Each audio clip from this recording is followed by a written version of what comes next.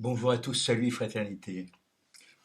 Euh, je suis obligé de faire un petit peu de pédagogie, hein, encore une fois. J'arrête pas.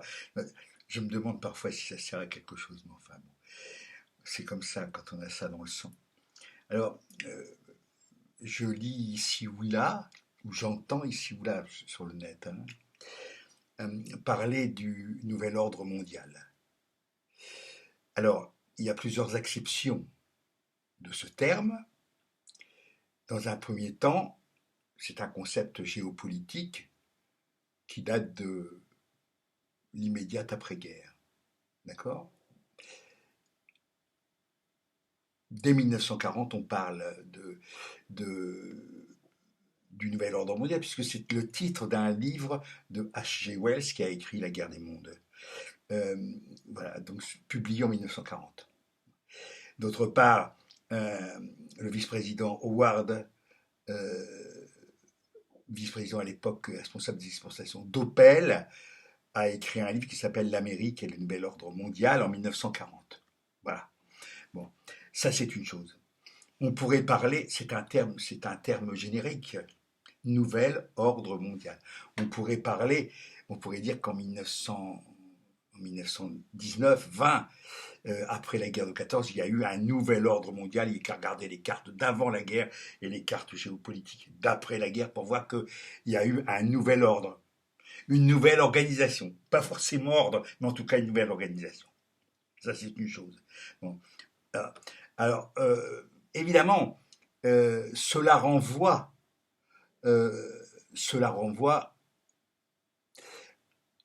ça a été utilisé ce mot par des gens apparemment sérieux, des hommes politiques, donc ça fait rire déjà. Hein. Mais personne ne trouve rien à redire quand c'est par exemple Sarkozy qui parle du nouvel ordre mondial. Il n'a pas tort. Il y a l'ordre mondial, l'ordre géopolitique est remis en question, je dirais presque d'instant en instant. Voilà. On ne sait pas comment ça va tourner, toutes ces choses-là. Mais pas seulement en Europe, partout, en Chine, en Inde, partout. Bon. Alors, cela amène forcément, parce qu'il y a un nouvel ordre, on ne prend que le mot ordre, et ça va forcément déboucher sur la théorie d'un empire global, d'un gouvernement mondial. Hein. Euh, ça, c'est théorique comme d'habitude, comme toujours. Hein. Tout ça vient des États-Unis où ils sont très forts hein, pour parler pour inventer des termes et pour inventer des concepts qui sont pas forcément toujours très adaptés. Donc, euh, beaucoup de gens considèrent qu'il y a, et à raison, en tout cas en Occident, qu'il y a une sorte de gouvernement mondial. On peut parler de l'ONU, de l'OTAN, où il y a quand même des tas de gens qui rentrent pas en ligne de compte. Hein. Euh, les rencontres de Davos, toutes ces choses-là, Bilderberg, toutes ces, toutes ces réunions qui ont l'air occultes, mais dont on parle à la télévision. Ce qui est occulte, c'est ce qui est dit, ce qui s'y décide. Ça, on ne sait pas. On ne sait pas vraiment, hein, puisqu'il y a quand même un côté club des puissants de par le monde. Alors, c'est pas forcément un complot. Moi, j'ai dit le principal complot, c'est un complot économique, c'est le complot du capitalisme contre des blocs différents. Et puis surtout, c'est un immense bordel. C'est le monde actuel il est pas dirigé vraiment. On peut le regretter, enfin certains le regrettent. Moi pas, parce que finalement, il vaut mieux qu'on on se, on se gouverne à petite échelle. Alors, ça c'est pour le, on va dire le nouvel ordre mondial au, au niveau du concept général. Maintenant, il y a le- la, la théorie, une théorie du complot, euh, qui suppose une domination planétaire à travers d'institutions prétendues démocratiques, institutions non gouvernementales ou bien des régimes totalitaires. Bon, euh, voilà, on peut considérer que certaines associations, certains membres, enfin, certains clubs comme la commission trilatérale, le groupe Bilderberg dont je viens de parler, le Club de Rome, la Fondation Dichley, et d'autres, évidemment des groupes fermés comme les francs-maçons, toutes ces choses-là participent à la théorie d'un complot général. C'est Pierre-André Taguieff qui a le premier, à partir du complot juif, du complot judéo-maçonnique du 19e siècle, à parler de méga complot. Bon, une sorte de conspiration planétaire, principalement dirigée depuis les États-Unis et les fameux. Bon, tout cela, encore une fois, j'invite tout le monde à aller y voir, quoi. Vous allez voir sur Wikipédia, quoi. Vous allez voir l'origine de tout ça. C'est assez long à lire, mais c'est intéressant. Voilà, donc je l'ai sous les yeux. Hein. Bon, voilà. Ça, c'est une chose. Après, je voulais parler du satanisme. Satanisme, c'est Satan, hein. Shaitan en arabe. Et donc, Satan, donc l'ange déchu. Donc, il faut pour qu'il y ait du satanisme, donc des gens qui adorent Satan, qui sont aux ordres de Satan, il faut qu'on croie à Satan. Ce qui n'est pas mon cas, parce que c'est pas du tout mon cas. Moi, je pense qu'il n'y a pas de Satan. Enfin, voilà. Mais ça, c'est mon point de vue. Simplement, je vois qu'il y a des tas de gens qui parlent de satanisme. Alors, tout ça forme une sorte de gigantesque constellation d'idées plus ou moins farfelues, complotistes, tout ce qu'on veut.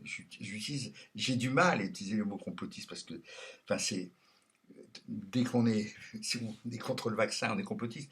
Si on est opposé à la guerre en Ukraine, on est complotiste. Enfin, etc. Donc, complotiste, c'est être en marge de la doxa générale. Ça, c'est une chose. Mais encore une fois, je lis beaucoup de choses sur le satanisme et avec une nouveauté, le pédosatanisme, c'est-à-dire des réseaux de pédophilie. Alors on voit que ça existe. Enfin, il y a eu des exemples récents avec des gens qui ont été bizarrement suicidés. Voilà, des gens très haut placés, hein, qui organisaient apparemment des balais roses, comme on disait autrefois. Bon. Tout cela, évidemment, si on rajoute Satan, ça veut dire des espèces de messes noires avec des assassinats d'enfants, de femmes, tout ce que vous voulez. D'accord. Là, on est aussi un petit peu dans l'extrapolation et l'imaginaire, un petit peu bizarre quand même. Hein. Mais encore une fois, tout ça vient des États-Unis. Tout ça vient des États-Unis. Il n'y a aucun problème là-dessus. Alors, je dirais que c'est pareil, si on regarde les chiffres, là où il y a le plus de pédophilie et d'inceste, c'est dans le milieu familial ou amical. Hein. Il n'y a qu'à regarder les statistiques. C'est pas la peine d'inventer des complots mondiaux. Il n'y a qu'à regarder juste à côté. Hein. Voilà. Ça, c'est une chose. Et puis, il y a une nouveauté que je découvre, c'est l'état profond. L'état profond. Alors, c'est un petit peu la même chose. L'état profond, ce serait finalement, ça rejoint la théorie du complot mondial et de cette espèce de gouvernance, pour le coup satanique. L'état profond, c'est pareil, c'est un concept qui nous vient directement des États-Unis, comme toujours. Alors, je dirais une chose, en plus, il y a quelque chose quand même, c'est que le cinéma américain, et je parle du cinéma de fantasy, hein, heroic fantasy, le cinéma, il est très friand de ça. Il a fabriqué des tas de choses. Moi, je regarde pas vraiment ça. Ça m'emmerde profondément, donc je regarde pas vraiment. Mais je sais que ça existe.